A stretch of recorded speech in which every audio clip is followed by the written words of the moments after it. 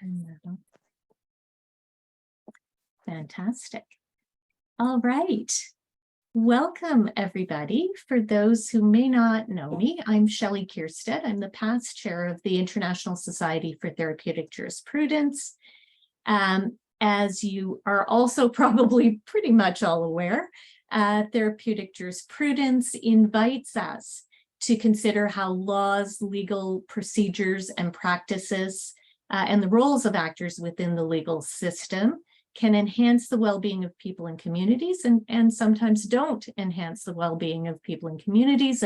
And so that inspires us to think about ways that we can advocate for change. So in this webinar series, we are trying to have invited guests and other members of the ISTJ explore TJ in different regions and in different legal settings, so that we can all sort of learn from one another, potentially collaborate on cross-jurisdictional, cross-area topics. And so very excited so far with the presenters that we've had. I will try as we go along to actually put in the chat the YouTube links for you from the previous webinars that we've done. But today, I'm also very happy to introduce our current session, which we were talking about before everyone else came in. We were talking about the fact that the title for the presentation has changed a couple of times, but our fantastic speakers have not changed. The title for this series is Mental Health Law and the Seeds of Therapeutic Jurisprudence. We are planning for about an hour, but we do have as much as an hour and a half to spend today, depending on, how many questions, comments we might get. So we've got some flexibility there. I would ask that folks hold their comments and questions until the end of the presentation, and we'll make sure, again, that there is lots of time for that. So I'm delighted to briefly introduce our presenters for today. And I'm trying to multitask here and also let new folks in. So pardon me if I look like my head is kind of moving from one spot to the other. So yeah, I could say a lot about our three presenters today, but I'm just going to introduce them briefly because I know that you're much more interested in hearing from them. So Professor David Wexler is professor of law at the University of Puerto Rico in San Juan, Puerto Rico. He is an honorary president of the International Society for Therapeutic Jurisprudence. And of course, he's one of the founders of Therapeutic Jurisprudence, having introduced the TJ perspective in a paper written, if my research is correct, in about 1987. He and Professor Bruce Winnick worked together to further develop the area, and David Wexler has worked, continued to work tirelessly to promote TJ's development. Judge Ginger Lerner Wren is currently the presiding county court judge of the Misdemeanor Mental Health Court of the 17th Judicial Circuit in Broward County, Florida. Ginger pioneered the nation's first therapeutic mental health court in 1997, and so many others have benefited from that pioneering work. It's dedicated to the decriminalization of persons with mental illness and neurological disorders.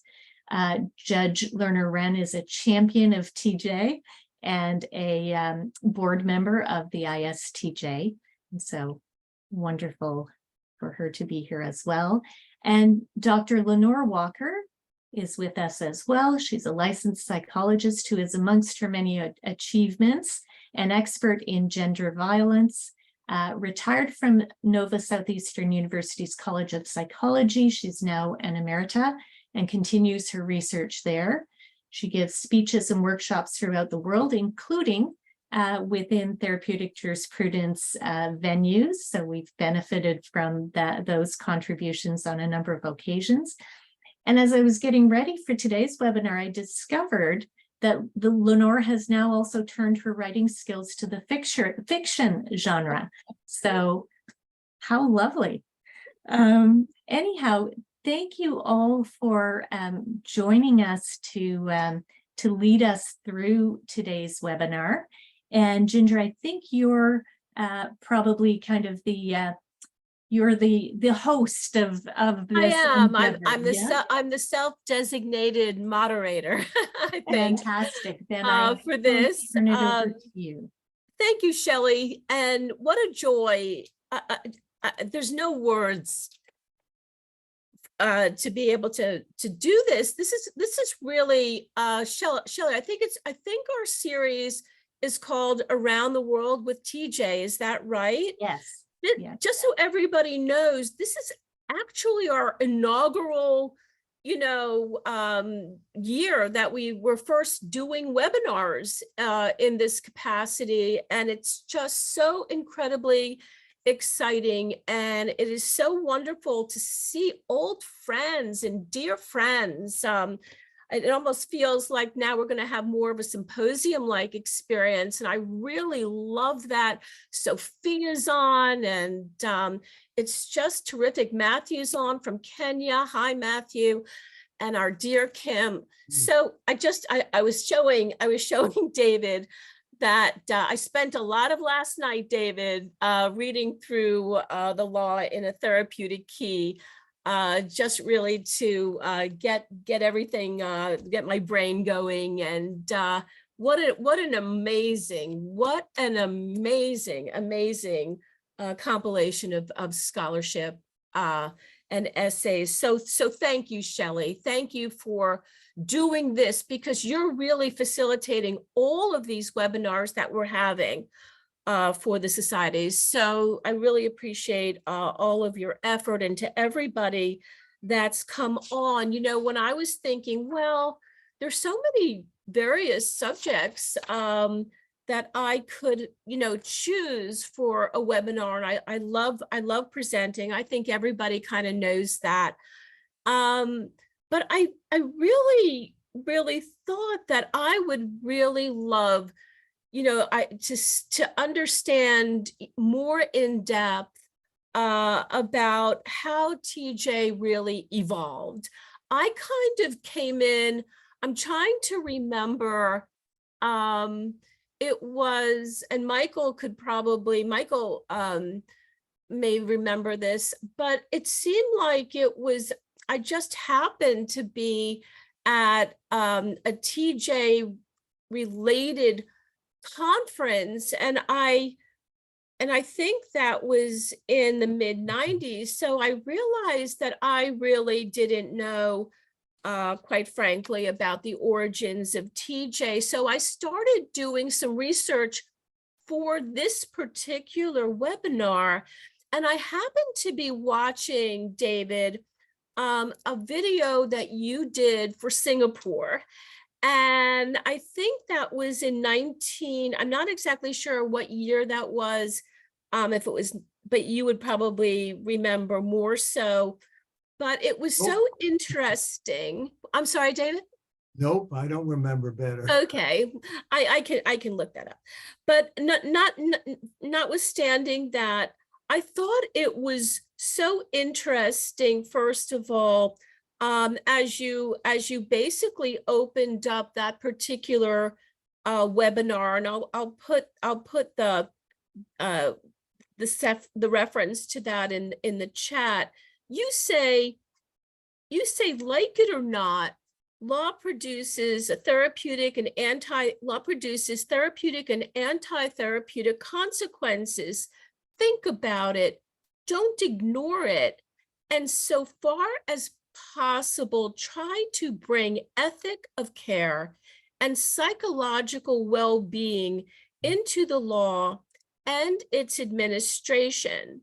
Then you go on to talk about the fact that when you were doing this particular video for Singapore, you came to the realization that the origins of TJ, or therapeutic justice, and its relationship to mental health health law really began much earlier. And I was wondering if we could start there. First of all, it's such a bold statement how we put law into action.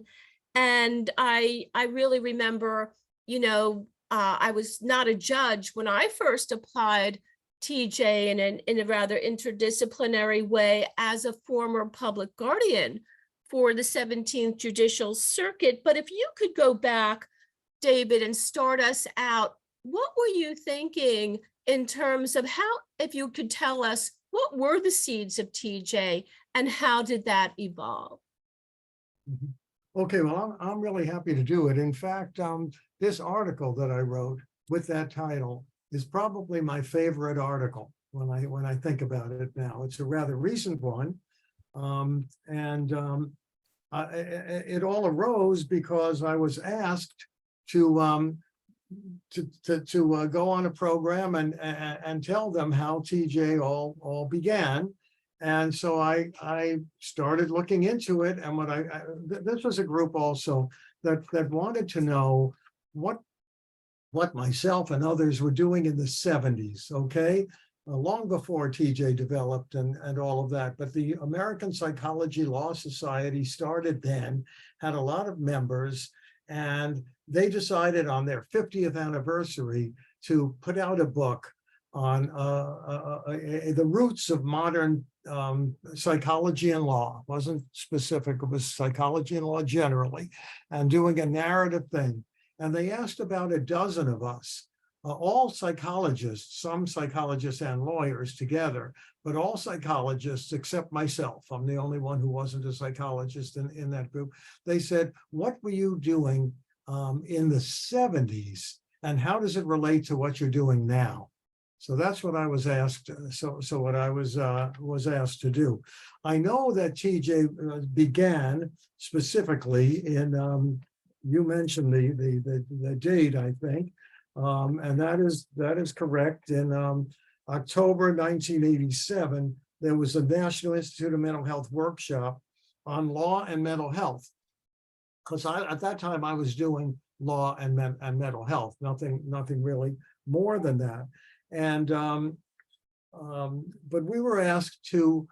The society began in around 70, and they said, we're approaching our 50th anniversary and all. We want to know what a group of you were doing in the 70s and how it relates to what you're doing now. So I went back and started reading my old papers and all of that, and I realized I realized that TJ was born in 1987. At a meeting where I was asked to write on a long mental health meeting. And I could have been asked to write on anything there, on civil commitment, on this. But they said, you've done a lot of work in law and therapy. And some of it was just standard doctrinal work and all that. Fine, but kind of boring. Some of it I saw had something in common. It all seemed like it had some relationship, what I said, to not just law and therapy, but law as therapy. And that was the light bulb that got me to write it up and all that. So that was written up at that point because it dealt with mental health law. That's where we had the therapeutic jurisprudence. Now, therapeutic jurisprudence is much broader. It looks like a sort of a mental health and psychological approach to law in general. But at that point, it was more limited. But people would say, how come it's called TJ? Well, that's how come it's called TJ. So that one became easy about how it got structured and how it was law and therapy, as therapy rather, and how I then conceptualized it as such. And that was the first conceptualization. But in this piece, I was really asked to go back to see what I was doing in the 70s. And when I went back, I saw that it just opened up a lot of stuff. All of the seeds of therapeutic jurisprudence actually existed in the 70s, but had not yet been put together as anything, because I didn't know I was on some kind of trajectory. I was just doing stuff that interested me. And some of it happened to be things that were, in a way, implicitly, what became implicitly TJ, others were not. So that's how I came about this. And when we talk about the TJ as involving rules and procedures and the roles of legal actors, who are judges, but therapists, whoever they may be working in a legal context. That's kind of what we know of as TJ. And when I went back and looked over the work that I did in the 70s, I found out that all of those seeds, when we say TJ is a combination of looking at rules, of procedures, and the roles of legal actors in law and in related disciplines, every one of those things had been mentioned already in the 70s. I didn't know it then. I didn't know I was on a trajectory of any kind. And had I been asked to write on something else, I might never have written on TJ. So I found it fascinating. We had all of these things. So just to give a quick example, there was a rule very, very early on in the 70s when I was working on a full-length law review article called I forget what it was called. It was a full. It took up a whole volume of a law review at the University of Arizona, and one of the things I came across then was a person who wanted to go to the state hospital and couldn't afford to get there. And so they cooked up a scheme to commit him to the state hospital so that the state would pay his way. But doing that, of course, gave him a stigma and a high security status and inability to walk the hospital grounds without further approval. So I said, wow, this is the law tried to help. But the law is supposed to help people, but here's one where it really seemed to hurt. It helped by getting him to the hospital, but it hurt by giving him a stigma and all of that. So that was a rule. And then I came up with, I saw something that involved the role of this and also a procedure. The procedure was shocking to me that people who were civilly committed to a hospital could get released whenever the hospital said you're ready for release. There was no further ado. If someone were, however, not guilty by reason of insanity, they had an extra level to hop over, a hurdle. They had to not only have the permission of they not only had to have a petition to get out, but they had to have the court approval to get out. So it looked like it was an extra hurdle. And some people at that time were saying, well, if you're not guilty by reason of insanity, you should be not guilty. You should be treated just as a civilly committed person. That was very controversial, of course, at the time. But here there was an extra hurdle. And we found out when we did empirical research on this is that the courts wanted it this way, and the hospitals wanted it this way. Everyone wanted it this way because it was kind of a diffusion of responsibility. The hospital was happy that the court was looking it over, and the court was happy that the hospital was suggesting a tentative release. So it looked like something that was going to be an extra burden, and it turned out it was actually we were designing a type of procedure that was therapeutic, even though it didn't look that way as such. So those were two of the three things. The third thing was the roles of legal actors, and here we're dealing back in the days of mental health stuff. The legal actors there were basically psychiatrists, not others. Now the legal actors are judges and all that, but in that time it was mostly therapists and all that. And it was very, very interesting to find examples where this was really really interesting. So I'm trying to think of which thing became really. Let me just see. Look over my paper. Well, there was also a procedure that was based on behavior modification and that kind of thing. There was a case, surely Michael knows it, Wyatt against Stickney. They had mandated constitutional standards for hospital life, constitutionally required standards. Well, how come if these were required standards, some hospitals were using these as a bone for someone to be able to be treated better, and that seemed definitely unconstitutional. But then we saw that, you know what, if someone were not were asked what he or she liked, and they came up with something that wasn't something that they had to be given, but rather, I'd like to play ping pong on this date or that. If there was some kind of idiosyncratic type of bone, then that would be okay, because since it's idiosyncratic, it's by definition not one of the basic things that has to be given. So that became an interesting thought about how to use reinforcers that were legitimate to achieve a therapeutic end without violating the Wyatt against Stickney mandate on minimum constitutional ideas. And then finally, let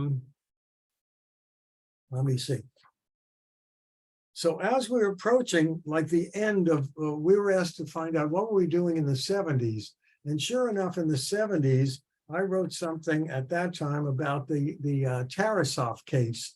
The Tarasov case was a case where someone was in the University of California was threatening the therapist there that he might kill his girlfriend, and I think basically the group didn't do anything about that, and he did kill his girlfriend. So it became a very, very big case, and people were worried, you know. If someone says that they're going to kill someone, you know, how do they? And they have a privileged relationship with someone. They're going to be in trouble. What do we do about all of that? And it was very, very interesting, because at that time I got a call from someone in Arizona. This was a case in California saying, "Hey, I have a patient who thinks his wife is fooling around, and I'm not sure that this is true. It could be something relating to his mental condition, but if it's true, I'm worried about it, and I'd like to do something about it." And I said to him, first, just a purely legal kind of thing. Well, what if you were to call? What if I, the therapist, were to call your wife and say, "Hey, your husband is worried about something and wonders if you have some thoughts about it." Because if I do, and he said, "Oh, I think that'd be okay."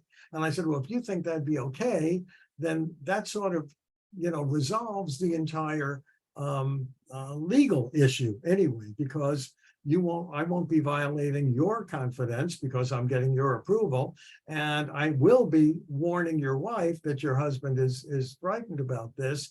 So I thought it was pretty good as a legal thing. Then later on, as I started doing more research in this, I saw that, you know what, therapeutically, it also seemed warranted that if someone is talking about being really angry at someone very close to him, like a spouse, it is better to probably have some kind of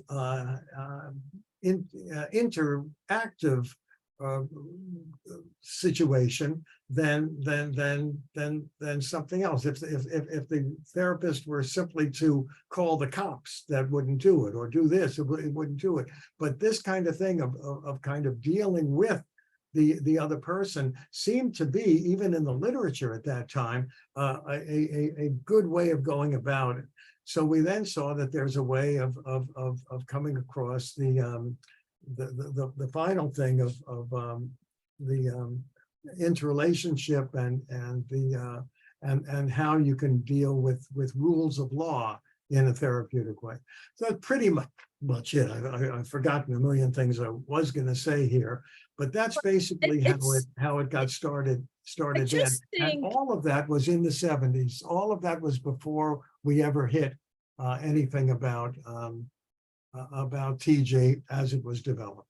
It's fascinating to me. It's just fascinating to me. And I think, one of the threads and, just that language, for example, that you used, for example, in the video, in the Singapore video, of developing an ethic of care, And I go back, and Michael had written back during, I think, the same time as that National Institute of Health. I don't know, I found this somewhere in the vault, Michael. I mean, going back like forever. I never saw it before, but because of all my teaching, I'm constantly researching. And I found this beautiful, beautiful paper that you wrote on the right to dignity. Or I don't know exactly if I'm saying the title right, but it really focused on the centerpiece of dignity in terms of at the heart of TJ, which to me goes back to that language of the ethic of care, or as I would put it, the ethic of caring. And when I looked over the landscape, if you will, of the basic tenets, going back, David, to the very basic essential principles from the World Health Organization of mental health law, these were, even though I'm looking at a memorandum out of Geneva from 1996, it's entitled, for those who want to look it up, it's really a beautiful read. It's entitled Mental Health Care Law, 10 Basic Principles. And it comes out of the Division of Mental Health and Prevention of Substance Abuse for the World Health Organization. The basic tenets are everything, for example, that we apply, or I apply in Broward's mental health court. And I don't know, I mean, it just really, because of that, of dignity as the centerpiece, and knowing, for example, well, if you are going to construct a problem-solving court for persons with serious mental illness, for example, what do we know? Back at that point, David, I think a lot of the scholarship that was being written, in fact, did inform Miami-Dade in terms of the development of the first, drug court, as Miami in the early 80s was the epicenter, of the cocaine epidemic. And I don't know, I feel, and I've always felt this, that in terms of therapeutic jurisprudence, in terms of the beautiful work of everyone, and of course, I feel Bruce's presence, that the idea of mental health law really being grounded in human rights, that is really, I think, the way I view mental health law, in terms of the basic values and the principles, in terms of self-determination, in terms of voluntariness, in terms of ensuring that individuals have access to quality care, that they are represented, if you will, that there's periodic review, that there's a qualified decision maker, that there's respect for the rule of law, that you're using least restrictive alternatives to treatment and to, custodial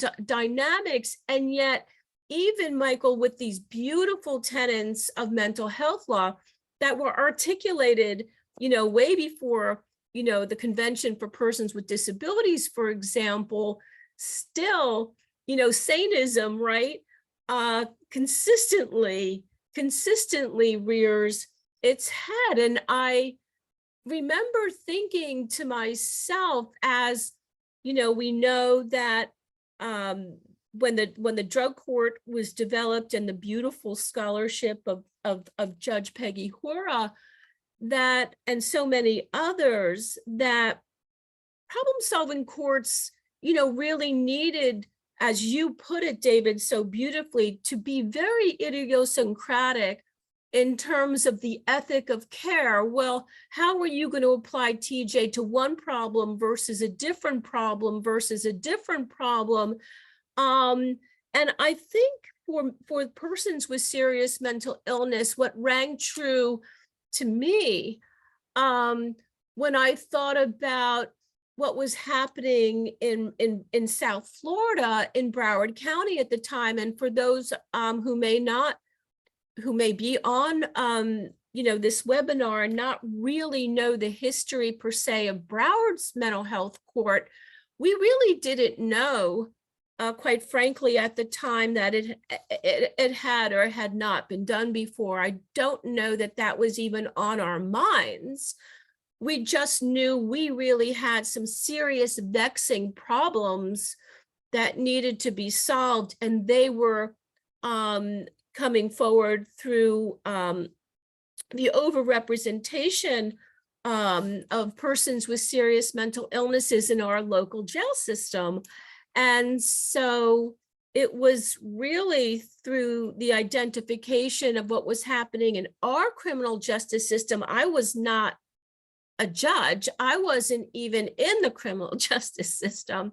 I was a former public guardian, and yet as I moved into mental health and ultimately into the judgeship, you know, it was clear to me that a human rights framework for our court had to be. It simply had to be. And in that regard, I remember thinking that I was the first order of business in the TJ court that I was going to develop was that the communication needed to be incredibly bold, clear, definitive, and that the community buy-in, of course, ultimately would follow. But I felt very strongly that a human rights framework was essential, and that dignity piece, if you would, had to be the centerpiece of every single thing that was said in the court. All the language that was going to be used by legal actors, clinicians, social workers, you name it, probation officers, that we had to take aim at saneism, that we had to take aim at stigma, and that I had to create a court environment, talk about the psychology of a court environment, that the individuals that were coming in front of me had to know, and their families had to know, that this court was there for only one purpose. And the purpose was to be there for them, to address all of the multitude of complications, challenges, disparities, this discrimination, the prejudices, and then to get individuals out of the jail system, even though I had no authority to do that at the time directly, that I could put a transportation order together and ask for independent screening and evaluation if anybody was so sick that they really needed a more humane hospital setting for stabilization purposes. But in terms of the human rights framework, and in terms of the due process dynamics, that the informed consent and the voluntariness of the court would really have to, become overarching. And so I wanted to just, I guess, from that vantage point, say that I was so fortunate because I was smart enough to know I needed consultants, that I didn't have the necessary expertise, if you will, David, to think that I could do this by myself without, true experts. And so when I got the green light back in 1997 to establish this court, the first thing I did is I called Professor Winnick, because I am a former Kane. I am a former University of Miami alum. And so I thought, well, I'll go local. And I called Bruce and I asked him, first of all, if he would help me with the TJ piece of this, to make sure that I had guidance on the application of TJ in terms of, well, I want to really make this just the most beautiful experience I could for the people that I was seeing in the court, whether they chose to participate or they chose not to participate was not the issue. The issue was trying to divert people out of jail, link them to resources, but whether they truly wanted to be with me in the court, that was secondary. And of course that they should have, proper representation. And then of course, I needed a constitutional expert.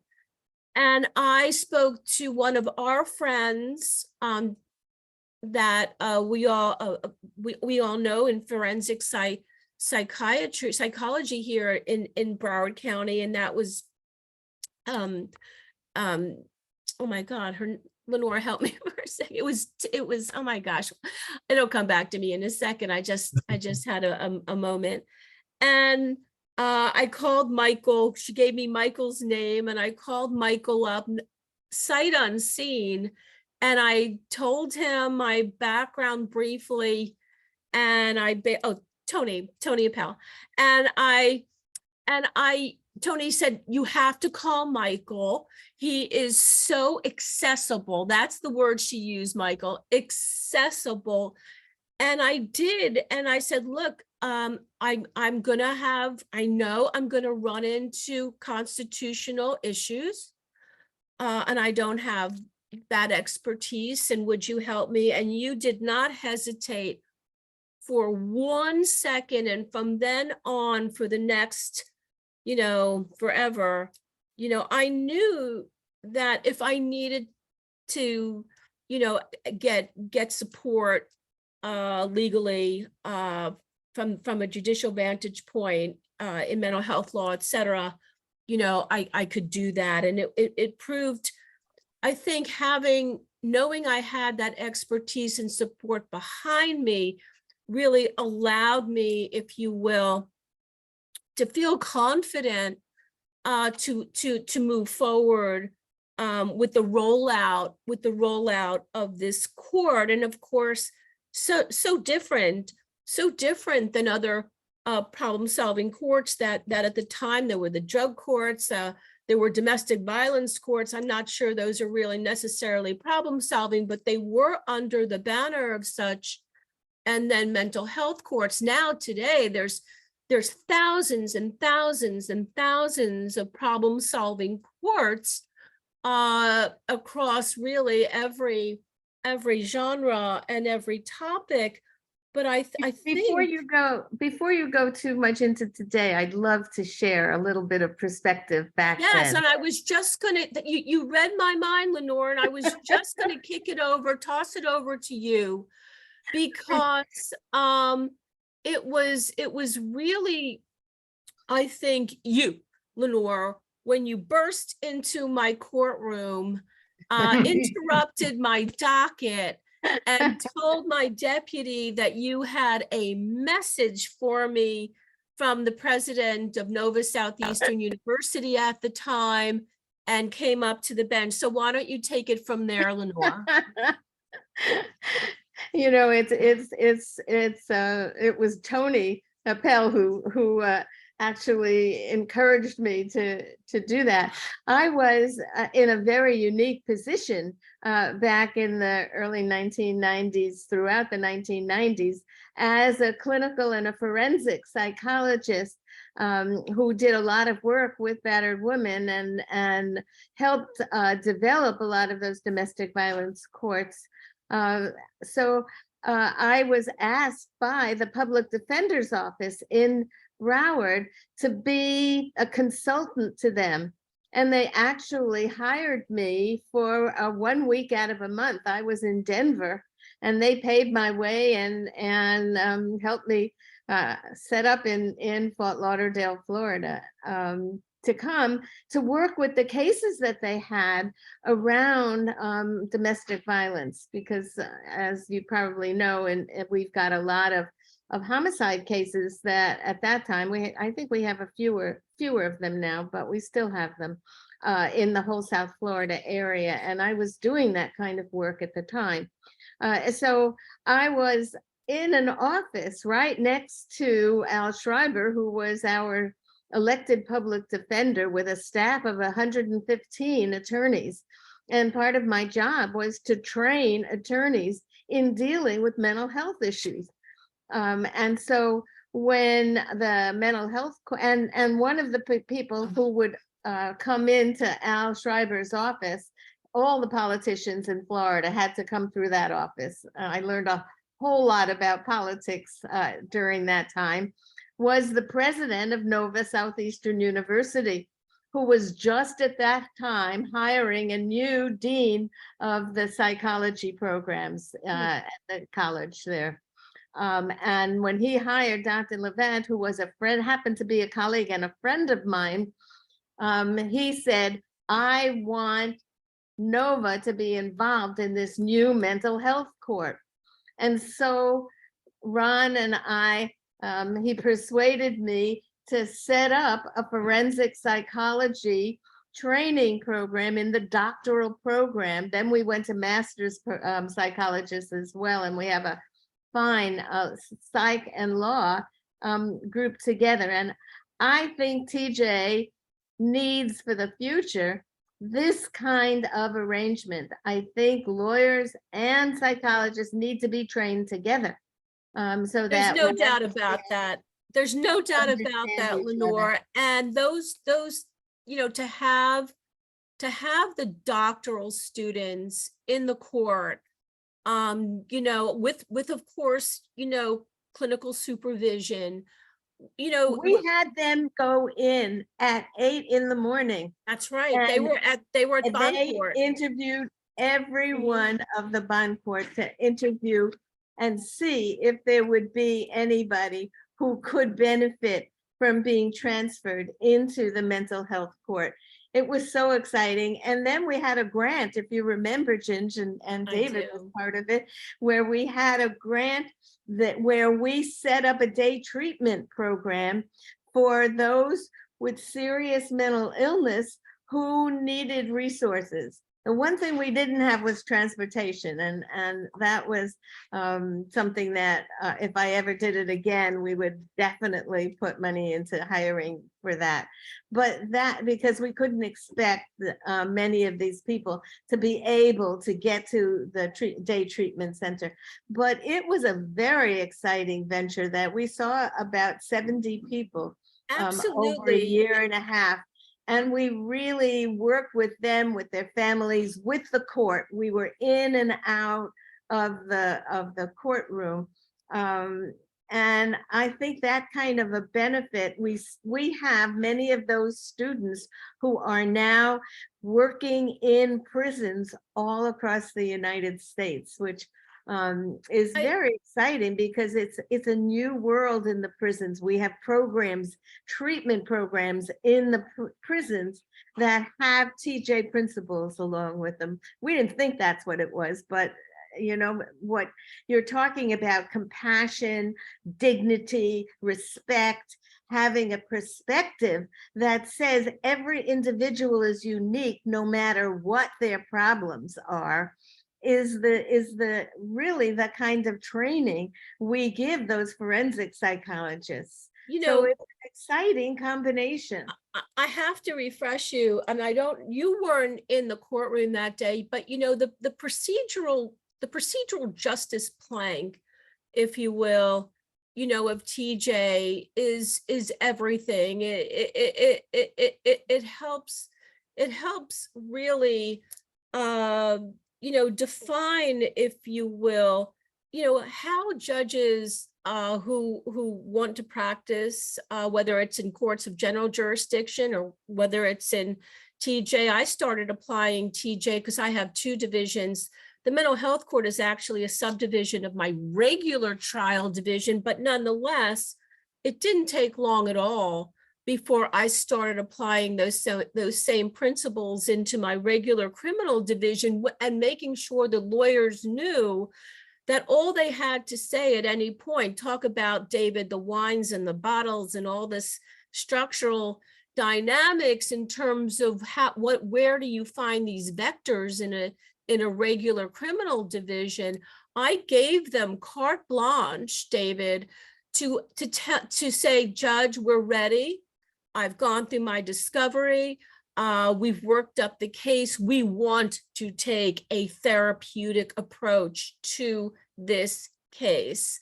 And, you know, it was fabulous for them to have the capacity to be empowered with a judge to even say that. The idea of really communicating that compassion, being strength-based, person-centered, trauma-informed, well before trauma-informed was, you know, was a colloquialism. You know, we were doing trauma-informed work. You had to, from the first second. How else are we going to have that ethic of caring and really use the court culture as a classroom to be able to share the evidence base? And part, I think, of our dignity structure is to recognize that the people that we see, whether they're homeless, not homeless, whatever's happening, it doesn't matter. They have the capacity to understand the evidence base and integrate the research into the court process and tell it like a story. You know, whether it be the ACE study, whether it be social determinants, whether it be any of the research on suicide, drug use, you know, the impact of trauma, all of that is really wealth for these individuals coming before the court, because that intrinsically, I think, you know, promotes personhood. We care enough about you. Let me explain the research to you, right? This is even, I think, broader than an informed consent dynamic. This is, you know, I want you to develop the vision of wellness, the vision of recovery. And one day, going back to the students, I don't know how they didn't just like faint. But a woman comes into the courtroom and she's in jail. So, you know, that she's in her handcuffs and the ankle shackles, and the detention deputies walks them into the jury box that's sitting just to the side of my bench. And this is back in my former courtroom, right? And all of a sudden, in front of me, in front of everybody, a woman who was sitting closest to me, she was about in her, I'm going to say mid-50s. She was homeless. She lifts her legs up and she drapes them over the jury box. And now her legs are over the jury box, And she goes like this, I'll never forget it. You know, where the court's going into its 27th year. This could have been yesterday. You know, it was just so profound because she goes into a monologue of judge, this is just so embarrassing. She said, I am so mortified. She goes, here I am in shackles. She goes, how could people treat people like this? She goes, all I need, you know, is to get some help. She goes, all I want is to get off the streets. How could they humiliate me like this? And you know what? I didn't say a word. Any other judge, maybe in a non-therapeutic courtroom, you know, would yell to her to get her legs down, that she's going to be held in contempt, that she needs to stop.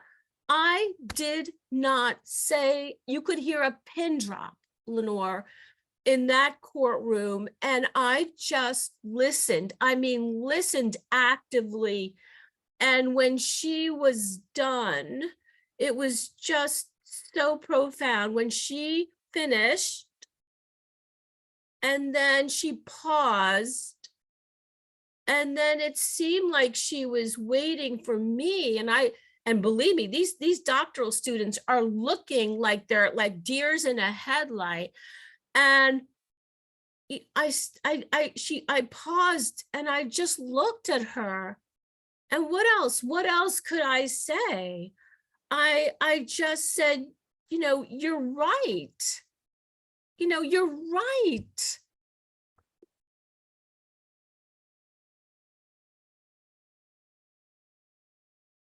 You know, and I just remember,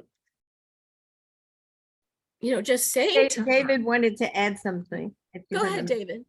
Yeah, very compelling what everyone is saying.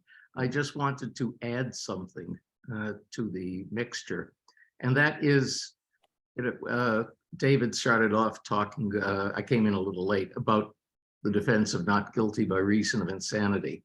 And I think that that is, the way it is played out is just so unbelievably archaic and so counter to every TJ principle there is. I mean, after all, you know, people say it's misused, you know, and Michael has written extensively about the misunderstandings. But I think one of the principles is to actually look at what we really know about Yes. mental health issues, especially from the point of view of neuroscience, and Yes. incorporate that into our understanding of mental illness so that we can provide proper evaluation and proper treatment, and Yes, not from be a bound. recovery framework. Yes. Yeah, and not be bound by this silliness. Did they know the difference between right and wrong? Could they appreciate the nature and quality of the act? Of That has got course. nothing, that has got nothing to do with mental illness. Yes. If we can make the evaluative procedure more sensitive to that, and have judges who are sensitive to, like Judge Wren, sensitive to mental health issues, incorporate that into the understanding when a case of not guilty by reason of insanity were to come up. You know, and I would add, I was mentioning about Michael, you know, you mentioned about sanism.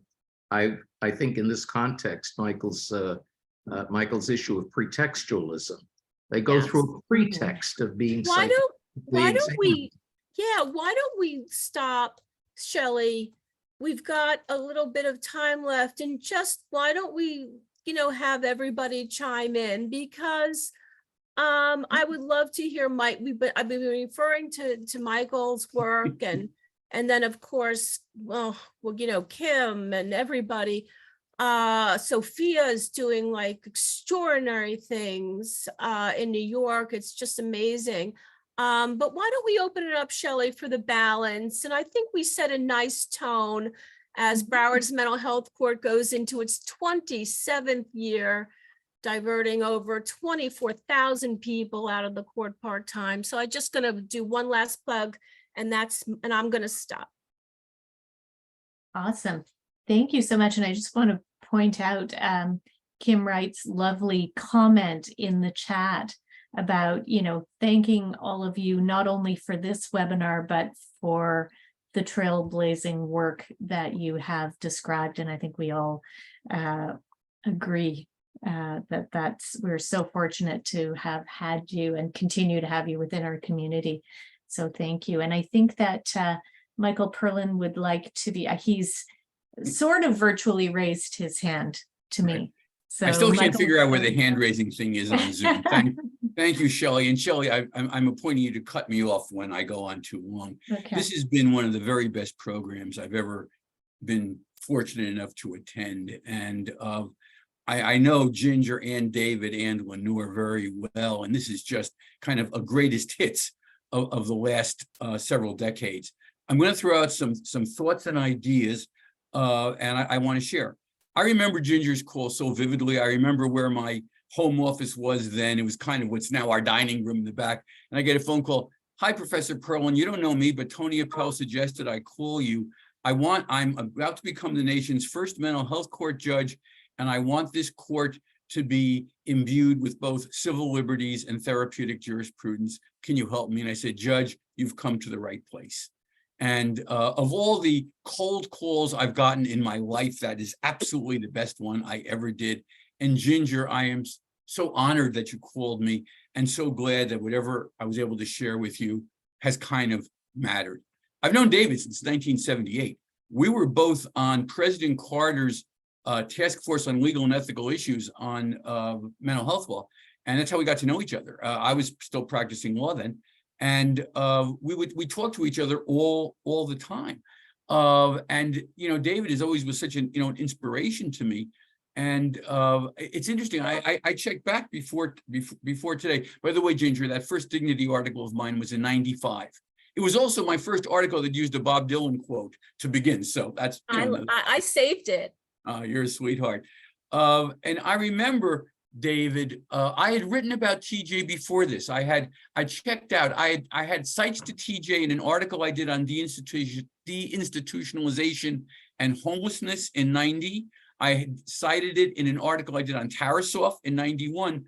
But in '92, when I wrote my On Saneism article, I talked about how lawyers trying to rebut saneism need to look to therapeutic jurisprudence. You may not remember this, but you and I had lunch after I gave my first talk on that. It was to an AALS thing in San Antonio. I remember Tom Tyler was on the panel as well. I don't remember who else was. And you said, Michael, you've got to figure out a way to incorporate the TJ stuff in the saneism stuff. And I did. In '93, New York Law School ran the first ever TJ symposium. And David and Bruce were there. Sadly, over half the people who are there are no longer living, and that just always gives me the shivers when I think about it. But I've been, in this ballpark for the last 30 years, and what I spend so much of my time doing is trying to imbue others with the idea. And it was interesting that Lenore, I guess, said about how we need cross training. And Lenore, you are so right. And I've talked to David Shapiro about this many times. The sad reality is, there is not that much interest on the psychology side at all. I used to run a program in New York Law School before I retired, in which we had a joint program. People would get a JD from New York Law School and an MA in forensic psychology from John Jay. And the students in it told me that they were told by many of their professors, don't waste your time with that therapeutic jurisprudence stuff. It's never going to help you. All you need to do is worry about the empirical work.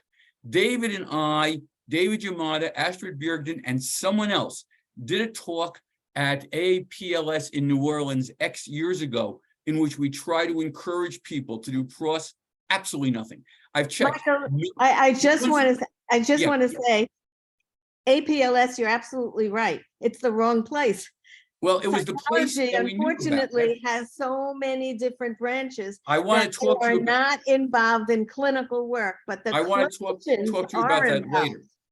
Okay, Okay. we'll talk about go into the What right I'm place. trying to do is involve criminologists. And this is, I think, very important. I see that Tali is still here. Yay, hi, Tali. that we have, and from Israel, we've had many criminologists interested in this, but I am now working in the US with criminologists and criminology students, and I expect there are other here as well, who are interested. And I told Shelley an hour before this started, I've got someone I want to add to our group, a young woman who's just getting her master's, because I think that's one of the areas where there will not be this kind of opposition. David Shapiro, you mentioned neuroscience and TJ. I would love to see people writing about that. I've written about it with Allison Lynch, one of my colleagues who was a neuroscience major in college. She does not have a graduate degree in it, but I don't see anything else. We need more people to step up to the plate and write more about so many things. I could send out a list of 20 topics that I think TJ and XYZ would be great articles in. And I post stuff, as you guys know, who read the listserv. Hey, I just read this. What a great TJ topic. I don't know if anyone's works on it, but I think that's the most important things, us, that the people who come to these seminars can do, is to encourage others to write about this, to present about this, to do talks about this, and to encourage people they know about this. This is so important. And it can't just be this small circle of friends. That's a rock lyric, not a Dylan moment. We need to reach out to more. And Shelley, I think by doing this program, you have done such a service to everybody. And I'm proud, and I'm happy, and I'm shutting off. Thank you, Michael. Any other comments? Also, anyone wanting to share some of the cool things that they may be I doing? know Florence and Matthew are on from Kenya. I'd love to hear what's happening. Anybody want to share from I'm Kenya? not sure they're here anymore. I don't see them. There's Matt. Hi. Oh, Good evening. I'm sorry. And there's Florence. Yeah. Matthew? Hey, you can hear me? Yes, Yeah. we could hear you. Thank you so much for There's a little sound coming in the background, Matt. I'm hoping that Sophia will be able to tell us a bit about her work. It Definitely. was outstanding. Try again, Matt. Okay, can you hear me now? Yes. Is it more clear? Okay. It's a pleasure. It's a very humbling opportunity for me to be here and listen to you pioneers speak about TJ, not just from a theoretical perspective, and more so from a practice. In Kenya, I remember as of last year, we started having the conversations with the judiciary. We even took it to the Judicial Training Institute, and it happened that they were very impressed by what we wanted to share with them. My organization, does mental health advocacy, and one of the areas that we had thought of working towards is having a trauma-informed justice system. And this was the best entry since I met Judge Ginger, who's been a very great resource. So we engaged the Judiciary Training Institute, and actually they put it in their calendar that we'll be training some justices, the Supreme Court, the Court of Appeal, and some judges in the High Court. And we had a calendar date. Unfortunately, we didn't get funds for that, so we had to cancel it. But we've been sharing work that we are doing. We've been sharing knowledge that we have. And what has happened in Kenya is that even other organizations have picked up the conversation, and we've seen even non-traditional human rights organization also having conversations with the judges regarding trauma-informed justice system. And lately what happened is that there was a report that has been, not really a report, but a strategic guideline that has been launched by the judiciary, because they have been engaged with other actors besides us. And this is regarding sexual-based violence, having a trauma approach justice system towards sexual based victims of sexual violence, and it was launched, I think, last month by the Chief Yes, Justice. yes. I posted it on Twitter, Matt. I did. Yes, you did. I I did. remember. Yes. I did. How about Florence? I know I want to get Sophia on. Florence, did you want to say a few things in conjunction with what's Yeah. happening? Yeah, thank you. Because I'm coming this for the first time. My name is Florence, and I work in the justice system. I'm a probation officer. Fantastic. And as I was listening, I was telling myself, oh, I think I started doing things related to TJ before I even knew what it is that I was doing. Yeah, because we've had a bit of, just injecting some mental health issues into the justice system. As a probation officer, I helped to actually from 2009 to put together a committee of the justice agencies, courts, prosecution, police, prisons, student services, and all that into what we call a special needs offenders committee. And why we did that is that we realized we have these vulnerable populations in our prisons and going through the justice system, but none of us actually pays a lot of attention to it. And then we realized that none of the agencies was owning this process, but just pushing this person to the next person and all that. And through this committee, we've been able to do a lot. We have a mental health hospital in Nairobi, which is a national hospital. Right, In that hospital, there's a forensic unit. And so but we you only been able have to- one state hospital. No, we have many state hospitals, do but you? that's like the national one and the one that has a forensic wing. The other hospitals in the other countries, just a small ward. So we are talking about that. But I'm also doing my doctorate. I just defended my doctorate thesis, and one of the theoretical underpinnings of my doctorate was TJ. I remember writing to There you, we go. Professor Now we're Wexley, talking. some time ago. And you connected me with some Kenyans and Anna also. And yeah, so I'm hoping to use my doctorate and being part of the system to see what else we can be able to do as a justice system. Well, our next Congress for the Academy of Law and Mental Health is in Barcelona, and maybe you can put a nice little delegation together and present in Barcelona. We would love to hear about that. I know we'll be there. Lenore's going to be there. Sophia's planning on coming to do a presentation. So think about that. We'll give you information on that. Okay, thank you. Thank you for this. Sure. And Sophia, what's happening on your end? Hello, everyone. So nice to see you all here, and apologies for my not very professional outfit. We're going through a heat wave here in Greece. It's terrible. It's really hot. So I would like to pick up a couple of concepts, especially Florence just mentioned. I was doing TJ before I even knew that. So that is a great, really recurrent TJ concept, and I've been discussing recently a lot with David Wexler, and we have been having quite a few conversations. We are currently in the middle of drafting an article, considering that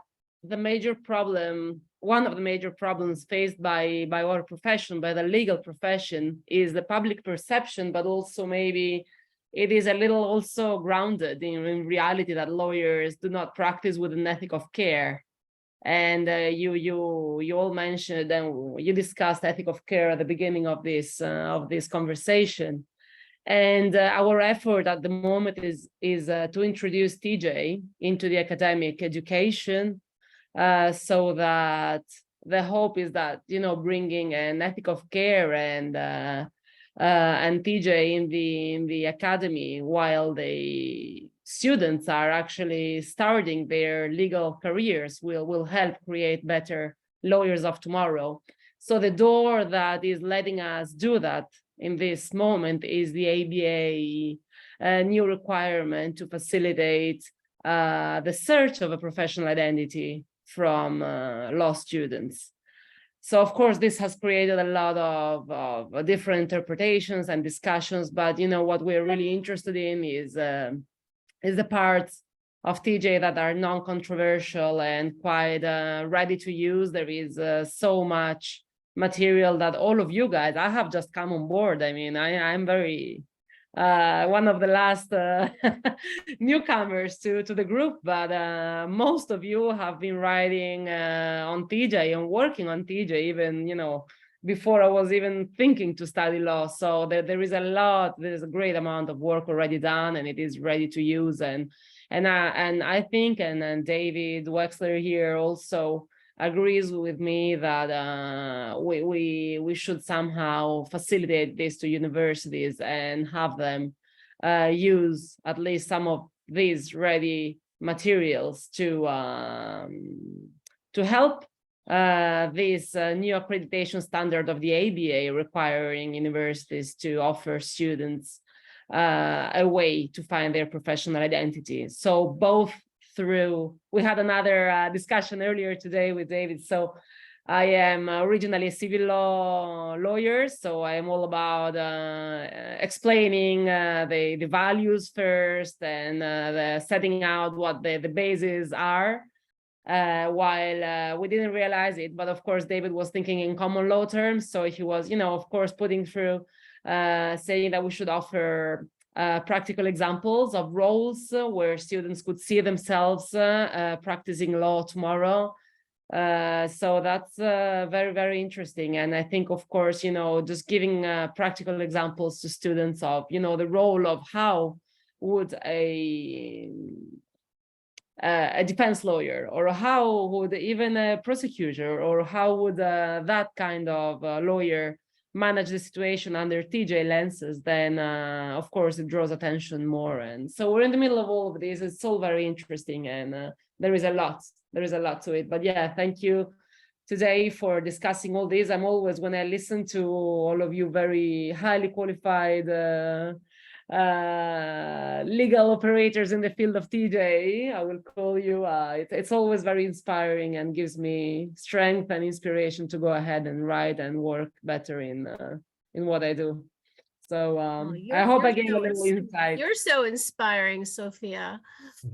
This is a perfect example of getting someone else to do your work for you, and I've profited from it very much. Jen, can I add one thing to what I said? Listening to what Sophia said and was said before, maybe by Florence, maybe by someone else, talking about I was writing about, or I was practicing therapeutic jurisprudence without really realizing I was doing it. I've just written about this in my most recent article about judges who practice therapeutic jurisprudence without really knowing. Unknowingly. Unknowingly. Ian Dearden has written about that. And this is, I've posted on this on the TJ list. I just want to read the title because I think it's relevant, and I think it gives us a new project, which is to reach out to people who are doing this without articulating that they're doing this. Maybe they don't know they're doing this. This was just published a week ago in Texas A&M Law Review. In these times of compassion, when conformity is in fashion, guess who wrote that, right? How therapeutic, that's a toughie. How therapeutic jurisprudence can root out bias, limit polarization, and support vulnerable people in the legal process. And I think that's kind of, fabulous. Along with dignity and compassion, what I see as its heart. But what I, in this research that I did, I found lots of people saying, well, I did this, but never knew it. I think we need to, all of us need to focus on that, because we know we've been doing it. Some of us for 30 years, some of us are much more recent converts to it. But I'll bet everyone in this room knows somebody who is doing TJ to some extent without ever articulating, I'm doing TJ, or writing, I'm doing TJ. And I think if we can give ourselves like a mass assignment to find some of these people, identify them and corral them and say, hey, we've got this group going on, and why don't you join us, and why don't you share with us, teach us, and let us know what you're doing. Because I think that would be great for us personally, but much more importantly, for the movement as a whole.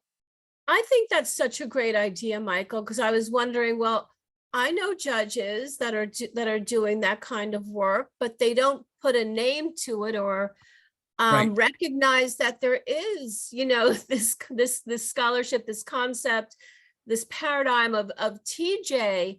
And yet it's so important because don't forget, TJ is empirical. TJ, my court's been evaluated at least 3 times, and that includes by the MacArthur Foundation.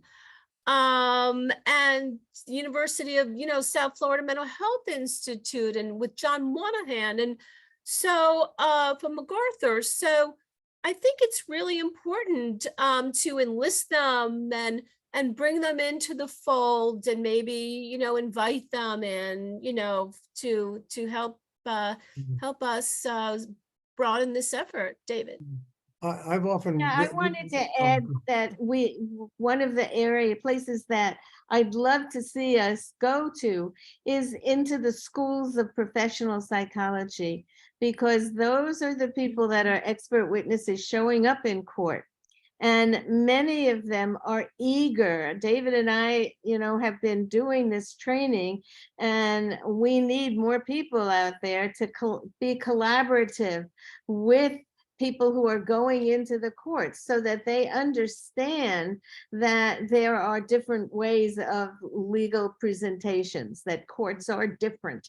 Many of the people who are in the courtroom as forensic psychologists don't know that. Lenore, I think you're so right, but I have to tell you a very sad story. One year when I was teaching, I did a joint program with a school of professional psychology. I won't identify it, but the Cubs and the White Sox play there, okay? And one of my students told me that one of the other professors told her, don't pay any attention to what Perlin says about therapeutic jurisprudence. It's all bullshit. And this is what she's getting from one of her find people like professors. that, Michael. But Lenore, I'm sorry, I didn't hear what you said. Oh, I didn't hear what you said. I'm saying you will, of course, find people like that. There is this kind of division, just as there is in the legal profession. We have to find the sympathetic people who will get it into the schools and work. I mean, if we can take out of a group of 10 people, if we can get 2 people that we can, okay, 1 person. One, yeah. I agree. 100%. One at a time, and that's how we develop. We have to not be put off by some of the people who are very narrow-minded. We find them. We live in a divided society, and we know they're going to be there. So we leave them alone. Don't waste our energy on them, and move to the people who we want to work with. And look, we have so many people here that are doing it, and we need to support each other. If each of us found one other person, we'd be moving along a little bit faster. And the irony is it's so gratifying. And the irony is it's so gratifying, right, Stella? I mean, it's just so gratifying to be able to know that we are in a helping profession and we're doing extraordinary things, with just out of these beautiful principles and application. It's really I'd like to mention one thing, if I can, about the implicit use of TJ. And I'd worked on this for a long time. It used to be when I gave lectures, some of the people said, we're not really that interested in this. We didn't go to law school to become a psychologist or a social worker. Then there was a middle group who said, well, think about that. Then there was a third group that said, like, wow, now I've been doing this for a long time. I just never knew. Now I have a name for it. And it's that group that I think you need to really work with, to suggest that if you're doing this implicitly, that once you have a name for it and a conceptual framework for it, and a vocabulary and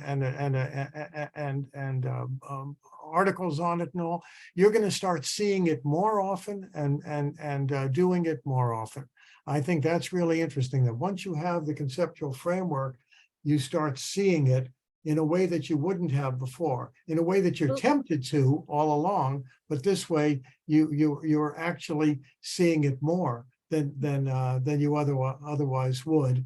And then you join a community and it becomes really important. So I think that kind of people who are doing it implicitly can really be reached, but reached in a way to say, hey, now that you think you're doing it some, you're going to do it even more. If you sign up for this thing, if you know what the biblio is, if you do this and so on, and suddenly you're going to be really a star in the kind of work you're doing in TJ.